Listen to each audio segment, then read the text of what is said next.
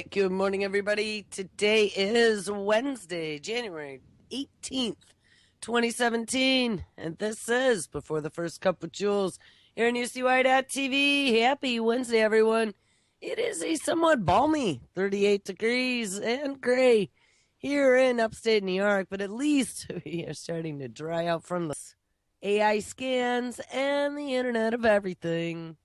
And we talked about all kinds of AI scans yesterday, whether they be facial scans or voice scans or I don't know what other type of scans they could do. They could do DNA scans. I just saw they announced last night. They finally think they came up with a tricorder. It can do on the fly DNA scans. In a location remotely. It's like if they were in Africa, they'd be able to do on the fly DNA sequencing in a smartphone, no less.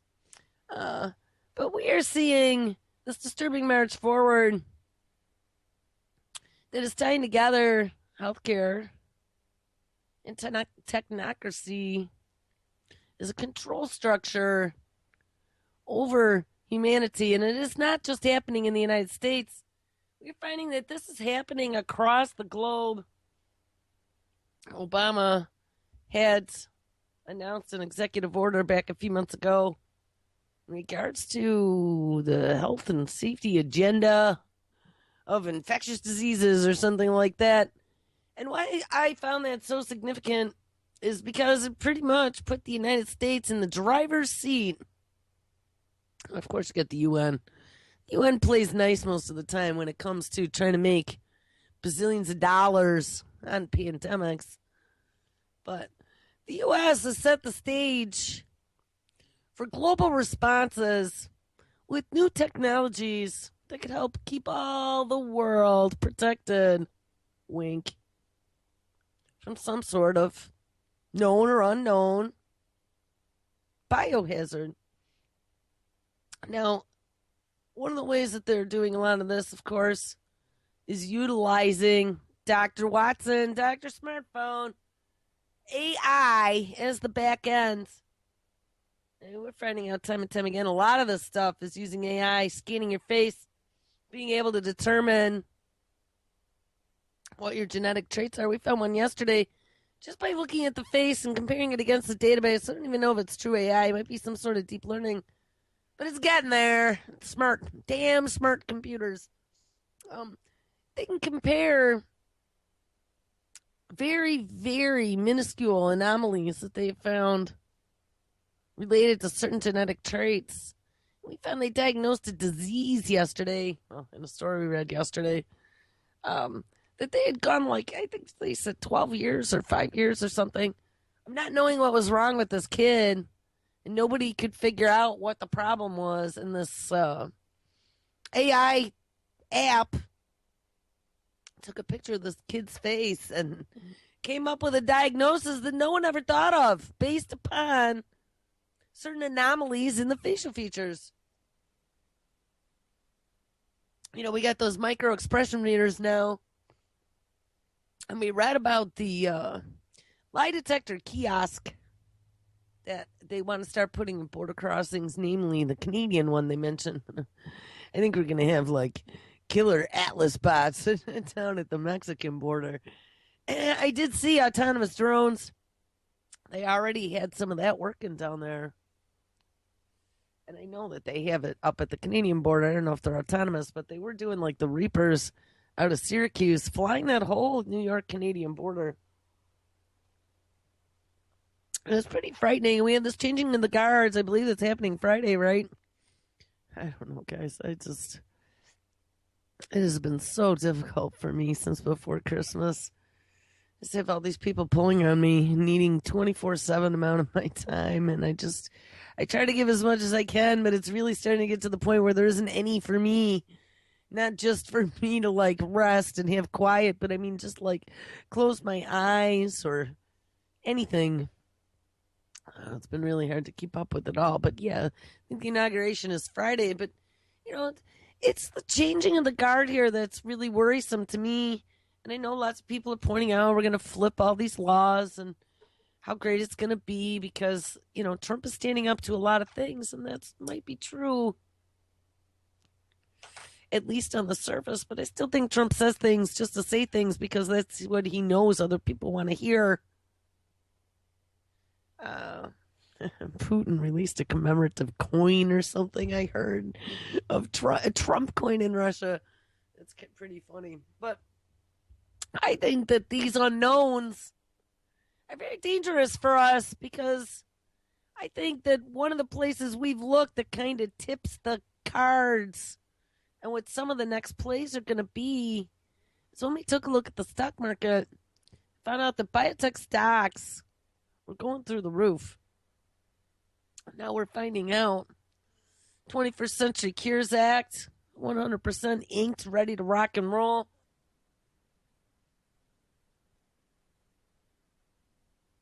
And everything that I am reading here about artificial intelligence and the future of the medical establishment is looking rosier every day. We're going to be able to diagnose you, bag and tag you remotely from 1,000,000 miles away. I mean, it's not that bad yet, but it might be. They really have gotten to this point where it is George Jetson world. Things are moving so quickly.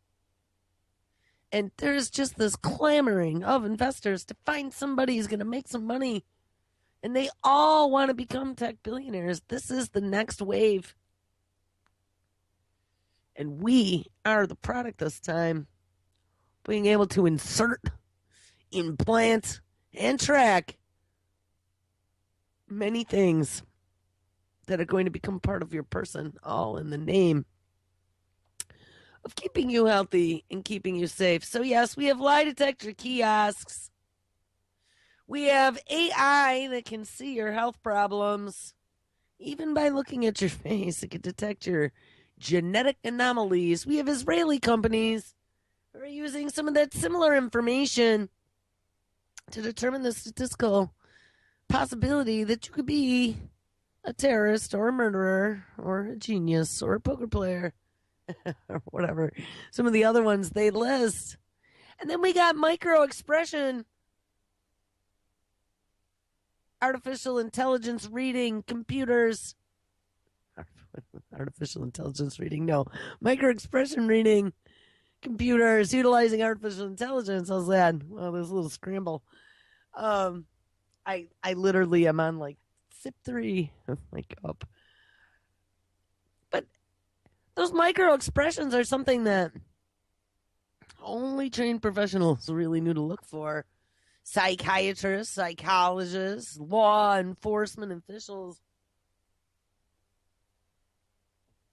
To be able to see when you had to tell. The damn twitchy eye, Johnny. Twitchy eye. When you're telling something that's not quite true.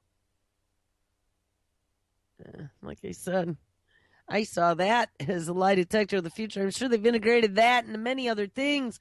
Put your finger right here. And even with Wi-Fi, just bouncing Wi-Fi signals off your body, they can determine your heart rate and your breathing rate. So they wouldn't even need anything invasive. They just a camera on your face and bouncing some Wi-Fi signals off your chest. Bazingo, there you go, 21st century lie detector test. Like I was saying yesterday, this stuff is ubiquitous everywhere. Cameras and Wi-Fi? Who can't get a camera and Wi-Fi, even out on the farm? Well, that should be scaring all of us. We have let this invasive technology into every area of our lives. Who doesn't have a camera on their cell phone with them just about everywhere they go?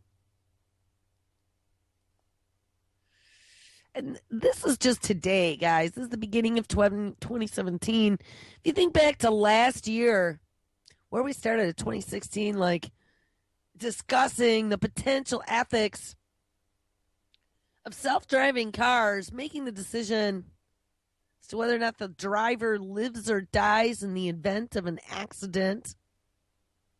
And the car has to make the decision as to whether or not those 12 people on the sidewalk potentially need to get out of the way or get run over, or even easier, just make the left hand turn into the concrete divider and splat for the driver. But we saved those 12 people from having to run on the sidewalk.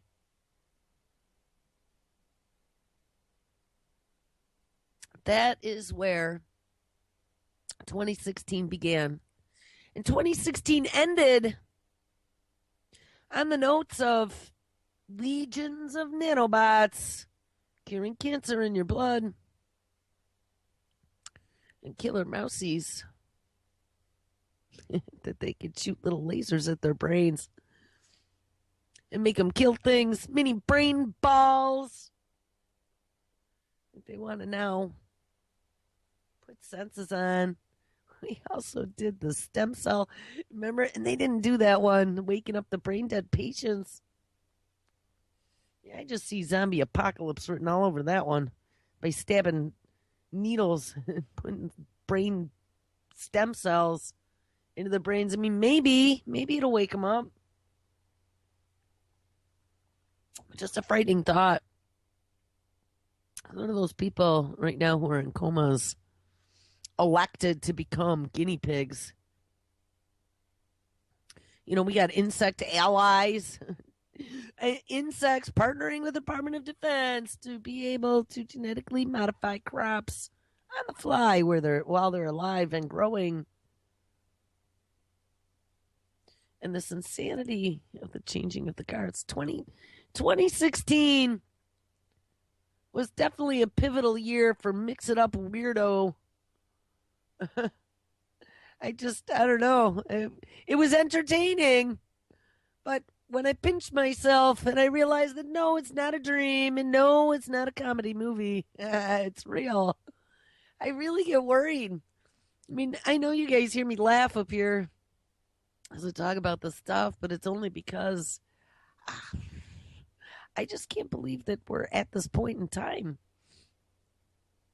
What else can you do? I mean, if I were like my old self long before I started dealing with the destruction of the human race on a daily basis, my old life, I would fret and worry, get myself all stressed out over all these things that are happening, and maybe not to this level, but I was still looking at, oh my God, we have nukes. Oh my God, there are other countries out there. We could have terrorists out there. I used to worry about the things that they make the common people worry about. But I used to make myself really upset over it because I couldn't do anything.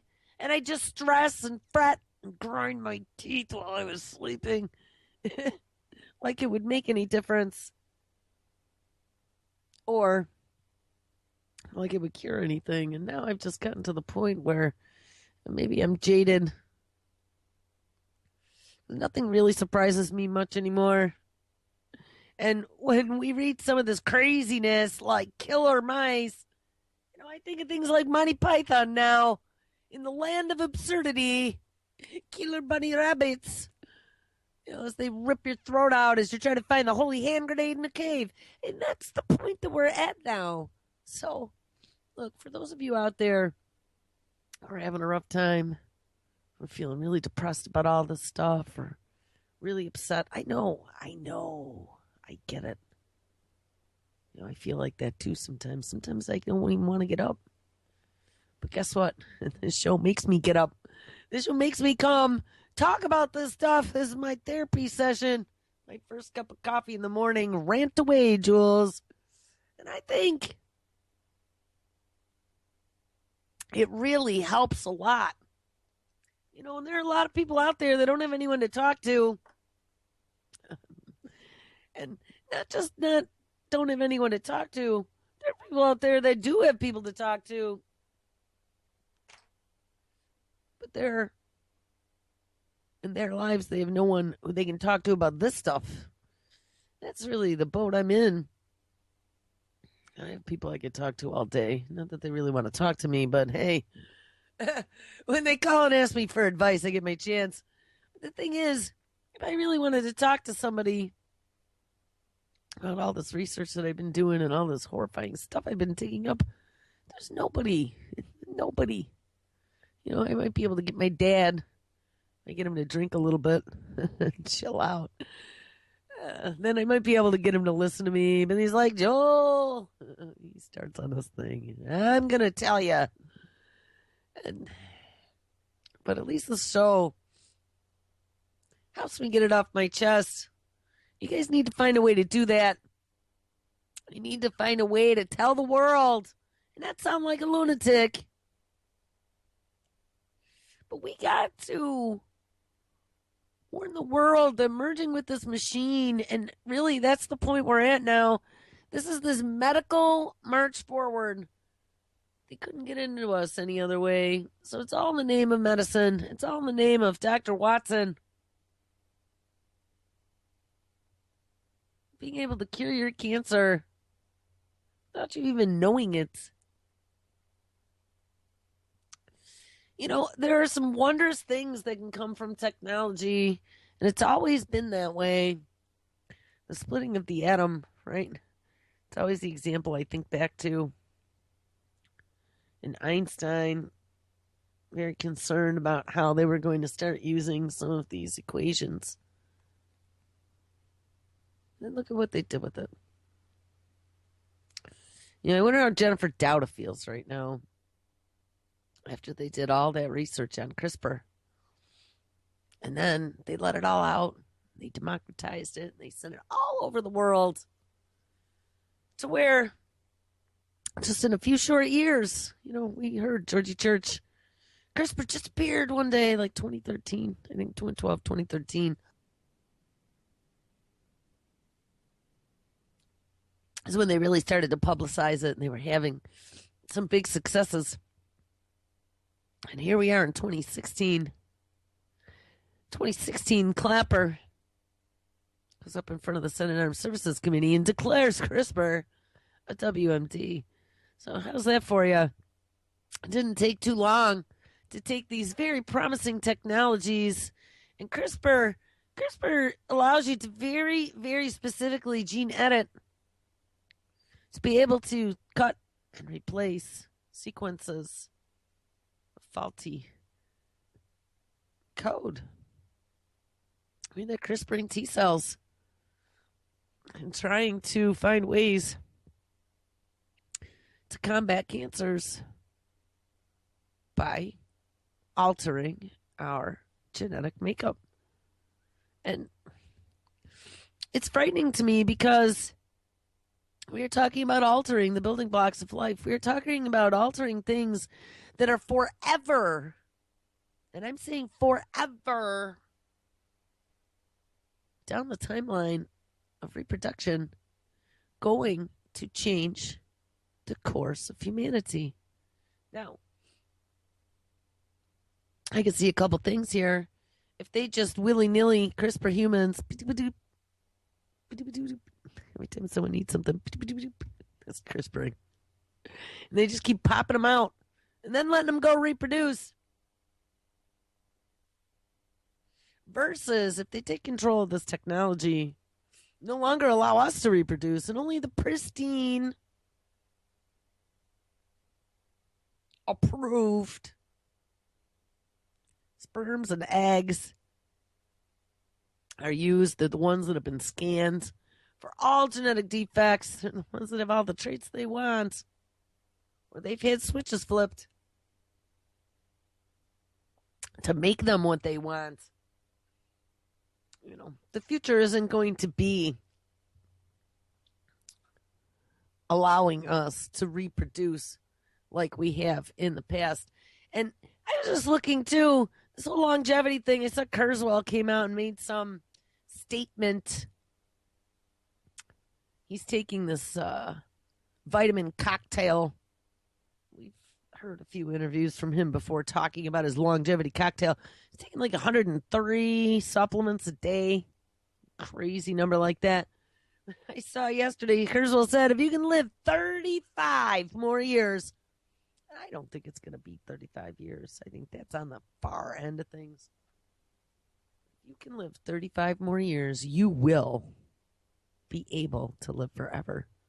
So if they're talking about immortality, I mean, we're not just talking about merging with the machine anymore. We're literally talking about immortality. And I've told you guys that before. That is the end game to all of this. It isn't about making a bazillion dollars. I mean, sure, that sweetens the pot a little bit. And it isn't about controlling the earth. You know, I mean, a little bit it is, but not in the end it isn't. And it isn't about being omnipotent and omniscient. But don't worry about that, because they'll have that too with technology. It's all about living forever and eternal youth.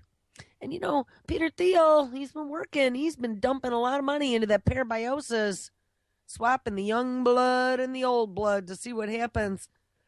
They've been messing with that since the Middle Ages. There definitely is something to that.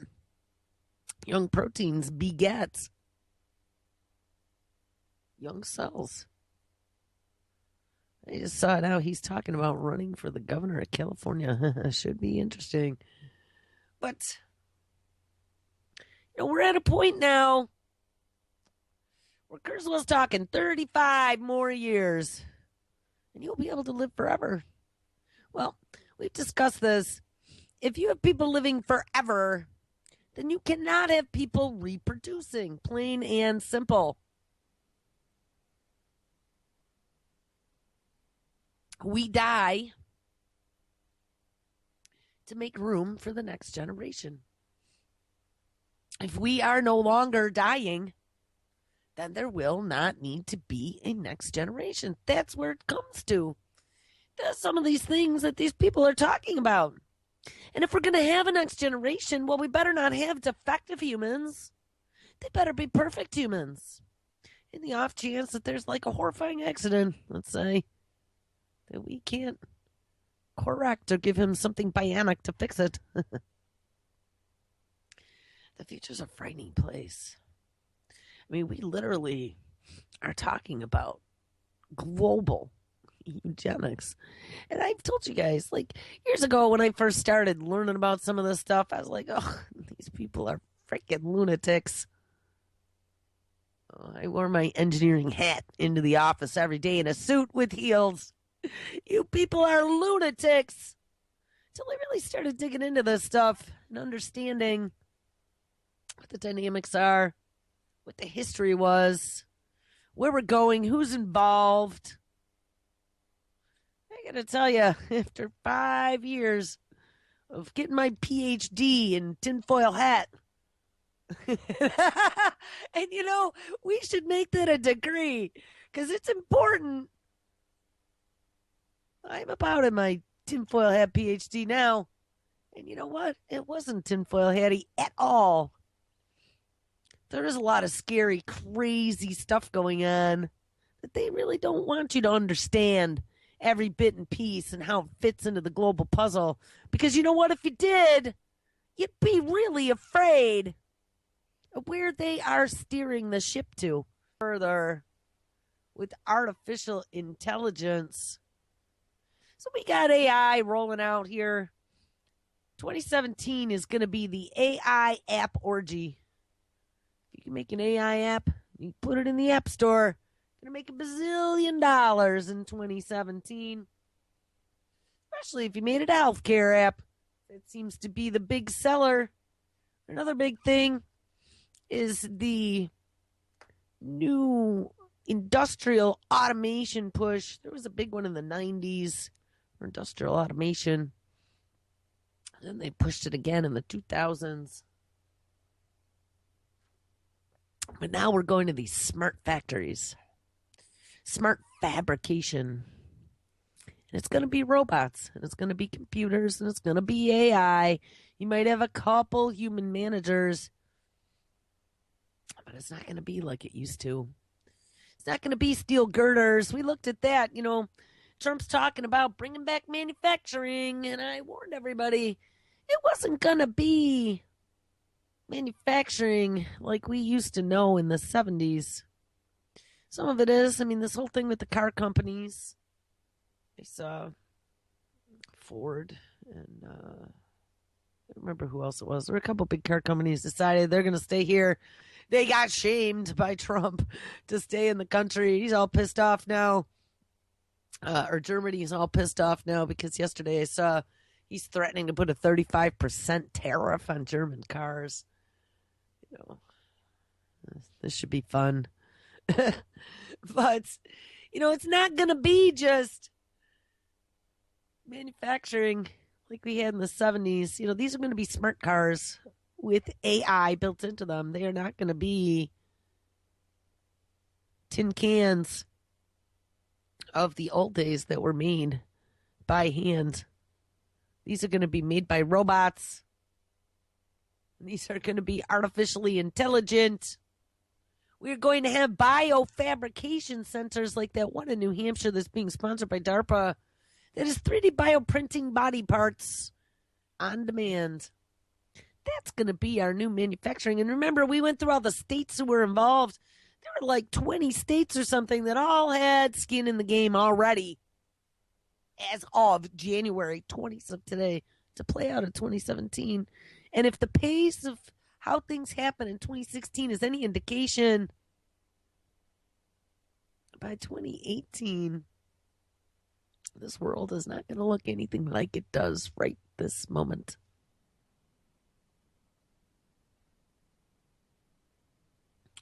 With digitization and automation, an ever-growing topic in the workplace,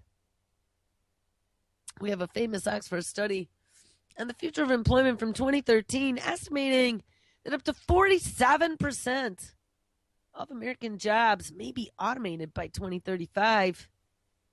And a brand new McKinsey study shows that current technologies could automate 45% of job activities.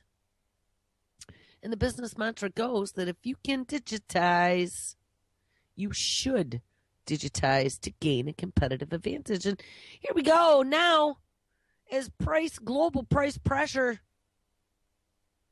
steps it up a couple more notches, and we need to make it cheaper and cheaper to produce goods to compete. As Trump is now threatening to put tariff for allowing it to ship into this country. We have to shave that off somewhere. We found out. I'm having a brain misfire right now. Whatever the company's name was that was building all the Apple iPhones in China that just replaced 60,000 workers with robots. And they are planning on buying, I think they may have bought a robotics company, replacing up to 1 million workers. Foxconn was their name. I mean, that's what's going to happen. We're going to have these countries such as China where all the farmers moved out of the rice paddies to the cities to get good paying jobs. And those good paying jobs are already starting to dry up. Those good paying jobs here are already starting to dry up. We even have fast food jobs. They're starting to dry up. I don't even know if I have that story here, but maybe we'll hit it tomorrow about giving. And a bunch of you dropped it to me in chat. I've seen 3 or 4 versions of the story about in the UK, them having a vote about whether or not basic income. And just like we talked, they are going to give these things personhood. And that's a frightening thought. We looked at a lot of the ethics last year in 2016 for these technologies and AI in particular. And one of the ethical questions is whether or not these tin cans, I don't think we worry about the software AI as much as the tin cans, the ones that they are anthropomorphizing and trying to make them look human and respond to emotions and be able to read your facial expressions. Those ones, the ones that they are trying to dupe the public into interacting with to be their quote unquote trusted advisor, their best friend.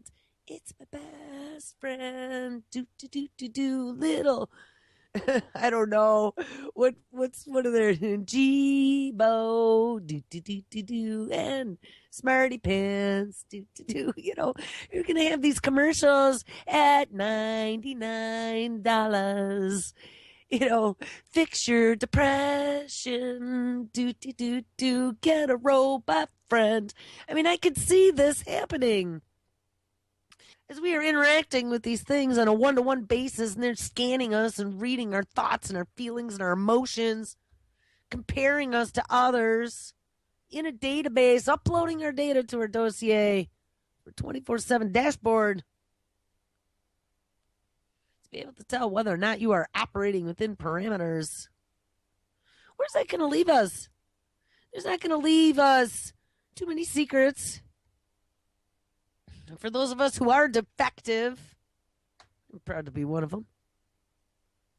They're going to know we're defective. Can't hide it anymore.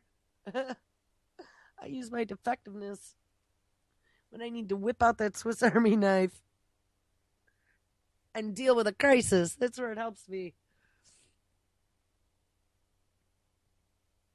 We're going to have automated everything. I just saw, I don't know what I was looking at. Maybe one of the science pubs. I think it was IEEE. Last night, I was reading all kinds of stuff, like really deep, weird tech stuff. I don't know. It was one of those nights last night. But off to the side, there was always like little job ads. And usually they're for engineering or programming or whatever. It's IEEE. And I saw this international company advertising, looking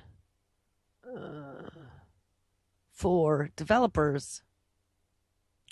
And the ad read, in 2017, 35% of your workforce could be fully remote. And I mean, that means contracting. That means bringing in outsiders. I mean, I worked remote for 15 years. So it's not like it can't happen. It's not like you can't be a good employee, because you absolutely can. But not only do we have robots coming to take the jobs and software that we're going to be competing against, but that ad I saw yesterday made me realize that this remote work thing has really hit the prime time. It took them 15 years. I mean, even longer than that, because I mean, in the 90s, I was working remote. But it's hit the prime time now. It's happened so we can have every programmer in India be working for any American company who wants to hire an Indian programmer trained by Microsoft in their little Microsoft programming villages. Who knows? I mean, but it's a global marketplace now. So, let's look at our children. Before little Susie was going for an engineering job in Buffalo. Susie definitely had to compete against the engineers in Buffalo, and maybe some H-1B visa applicants, because those are always a potentiality. They've opened the door to that for a long time because we don't have enough, so they say, educated people in this country. I was going to call it a company. Same difference.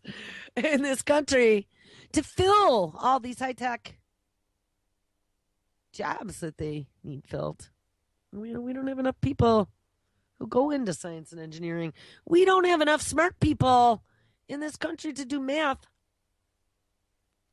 And our educational system is not encouraging it. I saw a story last night, and it doesn't appear that I posted it, but I can recall what I read. They were stating, oh, yeah, I did. Natural selection is causing a decline in human, quote unquote, education genes, say scientists. Now, this was a shocker, and not, and I mean, I guess it makes sense, and it's pretty logical when you think about it. I'll fill you in here in a second. But in the beginning, I was like, what? Education gene? When did we get one of those? But This is why I think we're having idiocracy. The genes of predisposed people to attain higher levels of education and, of course, be lifelong learners have been in decline over the past 80 years. And researchers are suggesting that they are now under negative selection, meaning going backwards. Like, we have less and less of them every year, all because people with higher educations tend to have smaller families.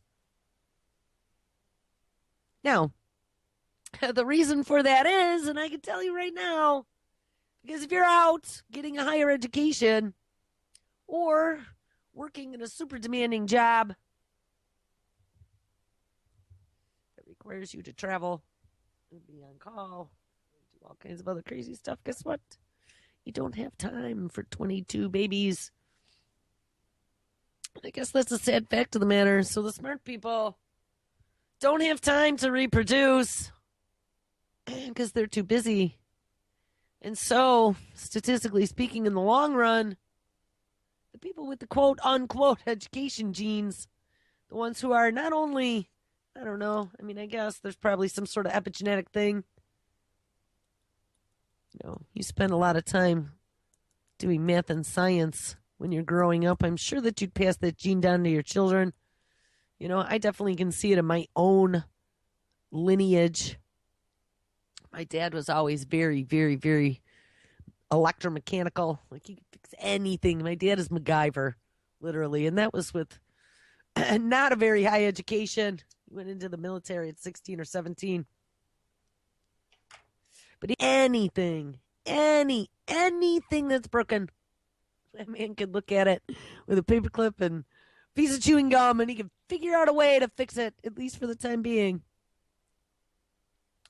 But, I had that from a very young age. I think I mentioned when we took those aptitude tests in like 5th grade or whatever, and they went around the room after the test, and, Susie, you're going to be a good librarian when you grow up, and Jenny, you're going to be a race car driver. And Betty, you're going to be a great housewife. And Jewel, you're going to be a mechanical engineer. And the whole room burst out laughing. I mean, I never had training in 5th grade to be a mechanical engineer. I didn't have anything that would help me with those skills, but I distinctly remember taking that test.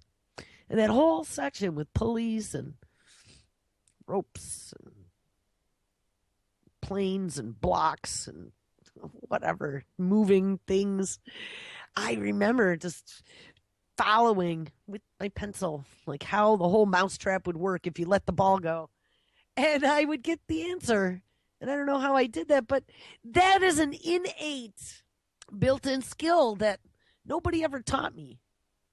And my whole family, my grandfather, my uncles, that whole side of the family were all extremely good with fixing things and seeing what's wrong and following. They all worked in cars. They all were in, so I totally believe that there is a genetic component to your skills. When I look at my daughter, my husband always was an amazing, amazing artist, even when he was a little kid. And then got into graphic design. And then got into programming. I did all the engineering stuff, but I got an English degree, and I was always my mother could read a 10,000-page book in a day when I was growing up. Like, I've never seen anything like it. This woman just reads and reads and reads and reads and reads and reads and reads and reads. Well, guess what? My sister and I both have the same thing. Like, I can sit here with 32 tabs open and all night long, zing, zing, zing, zing, zing, zing, zing, zing, and I'm researching 6 things all at once on all these different computers, blowing through 100 pages of text, because you know what? I think it's something that I enjoy, but it's not something anyone ever taught me. That, again, is another genetic skill. So here we have all these people now that are being born, all these children that are being born to families that aren't into necessarily higher education. And if you want to beget engineers, you want to beget programmers, you want to beget robot technicians of the future, there's going to have to be some skill level somewhere. There's going to have to be some mechanical understanding. There's going to have to be some higher level thinking to be able to fill these positions. And I think that's a big problem that we're having right now. So none of these people are reproducing. We're going to have a lot of farmers on our hands now. Don't worry about it, because the farms are going to be all run by robots too, and drones and robo-bees. They're finding a drop in IQ, 0.04 points per decade in the human race. And they have found that there is a link between higher propensity toward more education and having fewer children, not because going to college is hard and eats into your family raising time, which, it's what I say. I couldn't imagine going to college and having a kid at the same time. You couldn't do it. I tried to work full time from home and have a kid. And I'd been there for probably 10 years at that point. So, they let me be very flexible with my hours. Most of my time I worked after bedtime till 3, 4 o'clock in the morning on my projects, because mine weren't always time sensitive. As long as I had something done by the deadline, it was fine. But most people don't have that option. So there's no way that you would be able to have children and go to college and potentially work a job and come out all your marbles at the end. But they are thinking that a lot of this is because there might be an effect on the fertility genes. I mean, that gets into the epigenetic stuff as well. Because even those who carried these genes for longer education time, but who didn't get the education, still had fewer offspring on an average than those without the genetic factor. And those who carried more education genes tended to have fewer children than the others. And these education genes are pretty strange. This had led scientists to propose that the genes had become rarer in the population because, for all their qualifications, better educated people contributed less than others to the gene pool. So basically what they are saying is, yes, we are turning into a society that don't have an attention span greater than a goldfish, pretty much. Microsoft's research as to coming true, but that's okay, because guess what? It's really hard to think. So 1/3 of Americans now prefer software robots over human bosses. How do we as human beings really feel about potentially working with or even for AI? And what impact do we think it'll have at our workplace? So, guys, this is where this has gotten us. We've now gotten to the point where the human race is in a state of devolution. Devo had talked about that. Devolution. And yeah, we're there. The human race is devolving. And I've talked about this before, too. If you don't use it, you lose it. And that holds true for your pinky finger and your pinky toe, your appendix, and your brain. That gray matter gets flabby if you don't exercise it. I read a couple studies, too, about dementia and memory loss. And one of the things that they found that helps keep the brain young is constant learning and input of information. Now, use dopamine, of course, to your benefit. We discovered the seeking of information is a dopamine button. That's a good one, though. Get addicted to seeking information. I've tried to funnel my addiction into that. My dopamine button addiction. As opposed to video games or something that allows you to drool brainlessly. Utilize your brain. Use it to learn. Use it to dig. And then point it like a laser beam at something and learn everything there is to know. And then move on to the next topic. Knowledge is your weapon. Consume knowledge. Be like Watson. If I could take 1 million books a second, I don't remember, it was 1 million pages, 1 million books, with some huge number that IBM's Watson can suck down very quickly. Speaking of Watson, I don't know if I can get there quick enough. Let's try. I don't know, too, guys. Our internet, just so you know, I wanted to tell you this. I'm in the red, so I don't even know if I'm broadcasting at the moment. You might have to catch this on the flip. But yesterday, while I was doing the notes for the show, we had the remnants of that winter storm Jupiter coming through here. It was pouring. And we had a torrential downpour yesterday for quite a number of hours. But while I was sitting here doing the notes, I have a window on the back wall.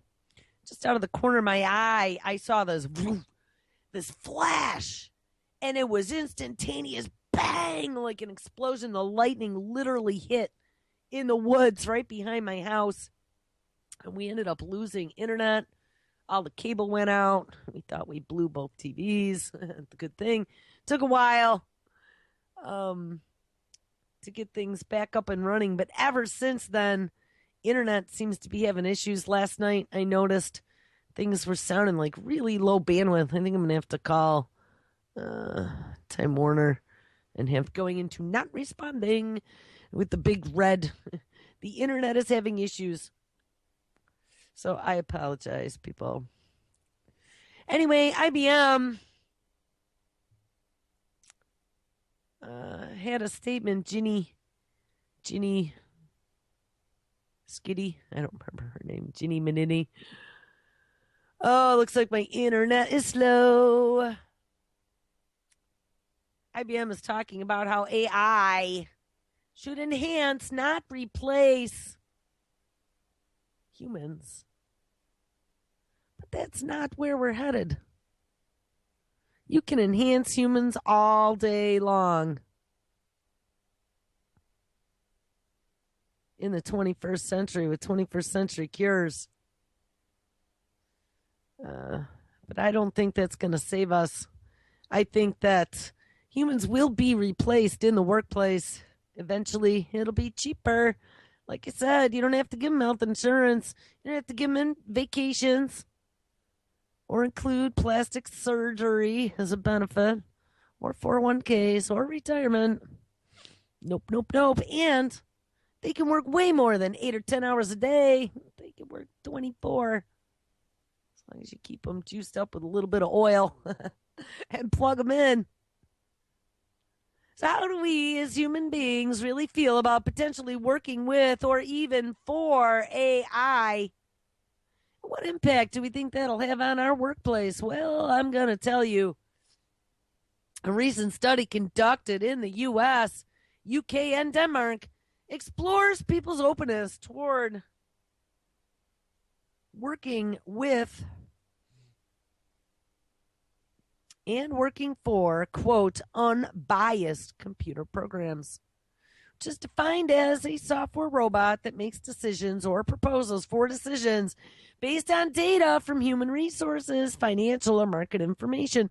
Now, not only did we find out about lie detecting kiosks yesterday, we've read a story or two about the new human resources software doing interviews with an AI who, at the very moment that you're doing that interview on the fly, is assessing you by your voice. It's assessing you by your answers. It's assessing you by your facial expressions, if it has you on camera. And utilizing all these new technologies we've talked about to be able to determine how truthful you're being, how confident you are, how mentally unstable you potentially might be. All by biostats. The software robot is unbiased, i.e., it is not affected by the personal, social, or cultural biases that influence human decision making. Ding, ding, ding. I've mentioned that many times before, too.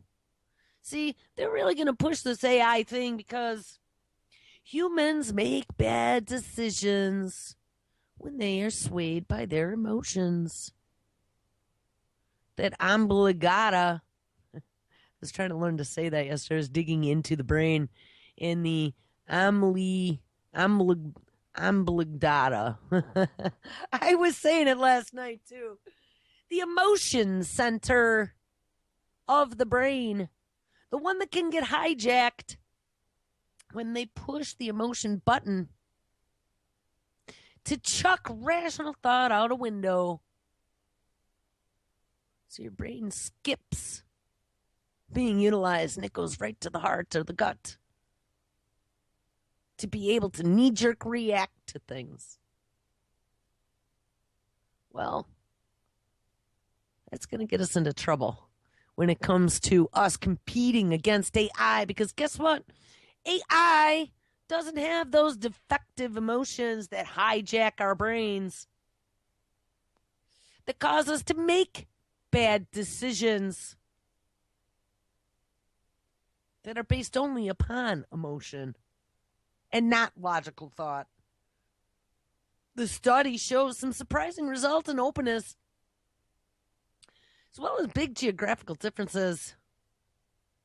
The robots are probably coming, and while still not a mainstream perception, 30% of U.S. citizens from the study agreed or strongly agreed that, quote, it is likely that my current job will be replaced by new technology. And interestingly, in a country like Denmark, only 18% agreed with that statement. So we got 30% in the U.S. already kind of swallowing the Kool-Aid that, yep, the robots are going to take it all. In Denmark, they're like, hell no. 18% of us only think so. It's not going to happen. Well, I hate to tell you, but it is going to happen. They're really pushing this agenda everywhere. Are AIs, and here's a good study question, more ethical and trustworthy than humans? 37% of Americans in the study agreed that an unbiased computer program would be more trustworthy and ethical than my current workplace leaders and managers. So, guys, they are setting us up. As we work through these stories here about AI, maybe by the end of the week, we can get to this story that's been queued up here for about 2 months now. Can artificial intelligence solve America's democracy crisis? Because I think that's where this is headed after this Trump election. And after they've been pushing, like, what a disaster. Trump got elected. He got elected by fake news proponents. So we got to do away with fake news. Got to put algorithms out there to be able to be truth seekers. Quote unquote truth seekers. We had this knee-jerk reaction, this hijacking of the obligata. I hope that's how you say it. I don't have to practice again tonight. Where emotion ruled and allowed people to elect Trump. I mean, they're going to push that. The lefties are going to say that our emotions caused this to happen. I have a bad feeling that the next election, or maybe 2 elections from now, we might be looking at some sort of atlas for president. I don't know. Watson for president. He's a surgeon and an aerospace engineer as well as a geneticist. I mean, it's crazy. But I hate to tell you, I see they are stacking this argument left and right. to allow AI to be superior making decisions because they don't have emotions. AI should make better evaluations than human beings, says the story, if they can do so without the personal, social, and cultural biases that influence human decision making, particularly in regards to things like job performance, which can be supported with quantifiable measures. Given that it is within narrow AI with a dedicated purpose that we are seeing the strongest development, think IBM Watson. That's what it says, too. This is exactly what we will see much more of in the short term. We must not forget, it's not a given that AIs are or will be without bias. As long as they are designed by humans, that is true. But they still are better at it than we are. So what is perhaps the most surprising is that 32% of the people surveyed in America agree that they would prefer my workplace to be managed by an unbiased computer program instead of a human manager. Look at, we got them ready to sell us down the river, and they have groomed us to believe that our robot overlords are going to be better than humans. All right, guys, make sure you stick around. It's Wednesday.